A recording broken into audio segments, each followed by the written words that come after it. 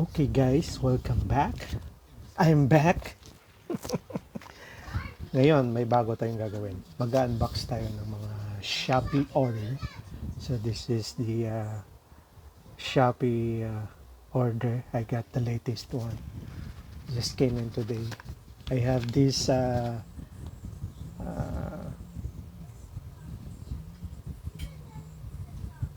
RAM from for my laptop because I bought this laptop like 3 years ago, 2017.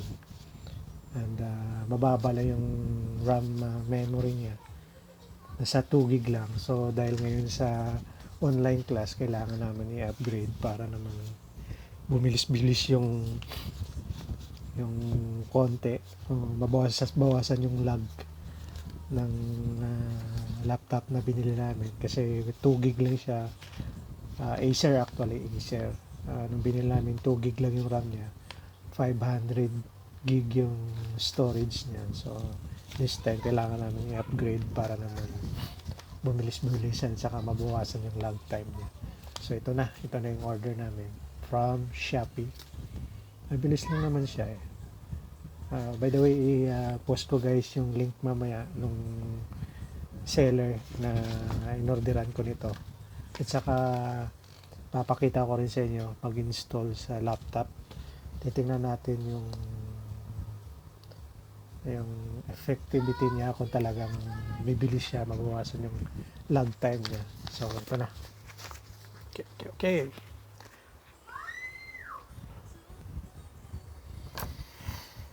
Okay. Ganda ng pagka-seal. Naka-bubble wrap sa loob sigurado kasi halata pa lang hawakan mo. So, ingatan natin.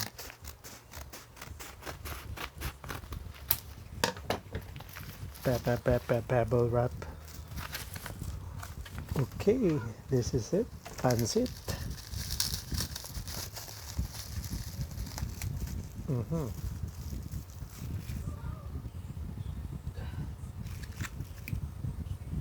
Perfect. Mukhang maayos naman guys. Magandang pagka-pack niya. Maganda. Maayos. Nakasil oh. Talagang maganda. Ang tanong, gagana kaya sa laptop ng paglalagyan ito? Titingnan natin. That's it. Para matanggal ito. 4 gig. Tama naman sa description ng order ko. 4 gig DDR3L 160 MHz. Perfect. Yan kung makita nyo guys. Focus. Op. Hindi nakaka-focus ng maayos.